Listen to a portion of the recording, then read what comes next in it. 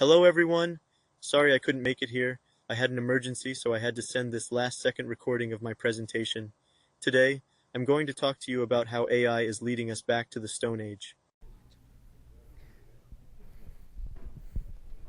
Assalamu alaikum, everybody. Don't worry. Alhamdulillah, I didn't have an emergency and I'm going to give my talk here in person. But I just wanted to show you this video to shock you. You see, I never even recorded this video or said any of the words you heard from it. This video was generated by AI, and all it took for me to make it was 10 minutes for free. I know it's not the greatest quality or the highest accuracy, but this was the free version that took 10 minutes to make. Today, I'm going to show you how AI is leading us back to the Stone Age and why you should care about it. Now, AI has been growing since the beginning of the 1950s, whether it was a tool to analyze research, an automatic vacuum robot like the Roomba, or just a phone assistant like Siri. But since 2019, the growth of AI has not only been exponential, but also open to the public, with the most prominent example being ChatGPT, which completely changed the way we look at AI and interact with it. Whether it's researching, writing essays, solving homework, analyzing social media users, or diagnosing patients, AI is being used everywhere. AI basically gave us some sort of a superpower, being able to combine insanely huge amounts of data and manipulate them to fit our needs without having to go through the time and effort-consuming process ourselves. But unfortunately, the same power given to us through AI is already being exploited and used to destroy society in front of our own eyes. In the UAE, AI was used by a group of fraudsters to clone the voice of a major bank director. And with a phone call, they were able to steal $35 million from that bank. $35 million. I know even the story sounds AI generated. If that's not enough, there has been more than 100,000 confirmed cases of women who were victim to pornographic deepfakes on Telegram alone. That's just one of many platforms that these criminals can operate in. AI has also been used to impersonate people, especially public figures and celebrities. An example of which is the deepfake of Morgan Freeman, which spread like fire in the internet in 2021. I am not Morgan Freeman, and what you see is not real. Well, at least in contemporary terms, it is not.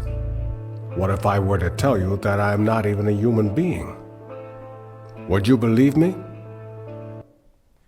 With this scary technology improving by the second, governments and lawmakers are already starting to put restrictions to the public use of AI, which will only become more strict as the technology evolves. These restrictions promise to eliminate all forms of AI exploitation. So no more deepfake criminals, no more voice cloning criminals, no more misinformation, no more fabrication. There will be no one left to exploit AI. And that's it. The problem is solved. I mean, there's no one left to exploit AI. The field is empty. Or is it? What about governments? What about politicians? What about those in power? What will make us guarantee that they won't exploit AI to themselves, to spread propaganda, sway the public opinion, or establish their own agendas? You know, sometimes governments would threaten public figures to say what's needed for them to establish their own agendas, but soon enough, they wouldn't even need to go through the headache. They just deepfake a video of them and get them to say whatever they want. Just imagine a time where politicians can use AI to destroy the reputation of other leaders, or a time where wealthy individuals who already own the majority of the economy can do the same thing to keep smaller companies out of the competition and hold the monopolies themselves. You know what? Forget imagination. Let's look at what governments and those in power are already doing to exploit AI. Sorry, not to exploit AI, but to make stuff up. Facebook, the biggest social media platform in the world, claimed and promised the world that their platform does not tolerate any hate speech, discrimination, or misinformation against any individual.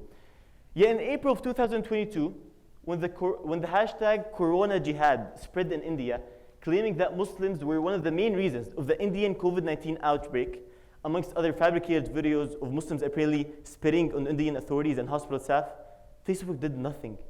Some sources even suggest that they were pushing out this misinformation, causing waves of violence, boycotts against businesses, and hate speech against Muslims. Many of them suffered. Some were even sent to jail, only to be later released by court.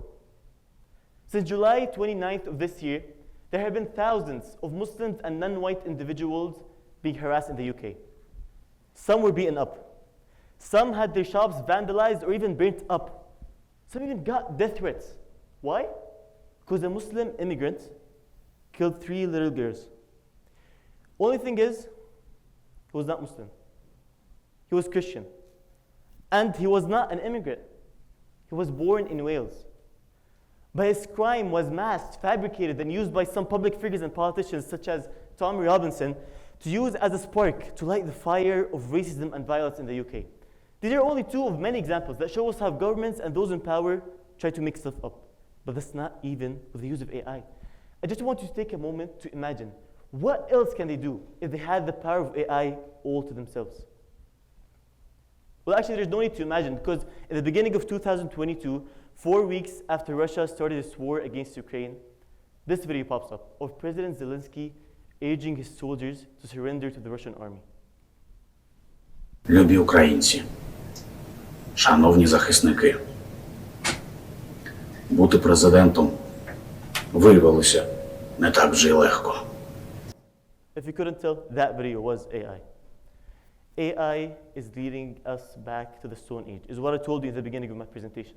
Though it sounds like an exaggerated statement, the more our technology and AI evolves, the less we can trust what we see on it. In fact, an estimation done by the European Union Agency for Law Enforcement Cooperation, also known as Europol, estimate that as much as 90% of online content may be synthetically generated by 2026, less than 2 years from now. We're getting to a time where almost nothing can be trusted unless you see it and hear it with your own eyes and ears. And if we get to a time where information and knowledge shared through technology can't be trusted, then what's the difference between our time and the time where people had no technology? If we try to solve this problem once we reach it, it would already be too late, which means solving it requires preparation from our part by doing three main things starting today. The first and most important thing is educating ourselves about Islam. I'm not afraid that Islam will become destroyed or fabricated. Alhamdulillah, our religion has been preserved. But Islam will be our foundation, our guideline, and our checklist that will help us filter out the truth in the future. One specific field we should focus on is ilm as-sanad, the science of the chain of the narrators, which is basically how Quran and Hadith was carried to us throughout more than 1,400 years with full authenticity. It's going to be essential to understand when it comes to validating and authenticating knowledge. Secondly, is educating ourselves about history and politics. This, same as the first point, is something that should be done regardless of what time or situation we're in, but probably hasn't been more urgent than our current time because of the risk AI possesses for us. Having a strong understanding in history and politics will not only greatly help us detect false narratives and fabricated news, but will also help us inform and protect others who might fall victim for them. Lastly, and the easiest thing to start doing, is lowering our digital footprint. This is obviously so we don't become the victim to deepfakes and the tool used to manipulate people. Obviously, that doesn't mean we should go live under a rock and isolate ourselves from society so that our footage doesn't get misused. It's just that we should lower our digital footprint to the minimum, unless it's needed, such as having a profile picture in your LinkedIn account or being filmed giving a speech on an important issue. AI is a powerful tool that promises both a utopian and a dystopian future. We must definitely utilize it to its fullest potential, but we can't neglect the fact that it will be the tool used to misguide you and me in the future.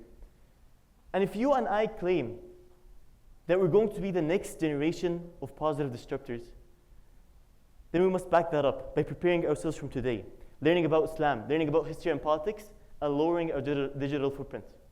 The future I talked to you about isn't far or fictional, it's near. And the more we delay preparing ourselves for it, the harder it will become. You can either start today and choose to be part of the group that will rescue humanity in the future, or wait until you're the one asking to be rescued. The choice is yours. Assalamu alaikum.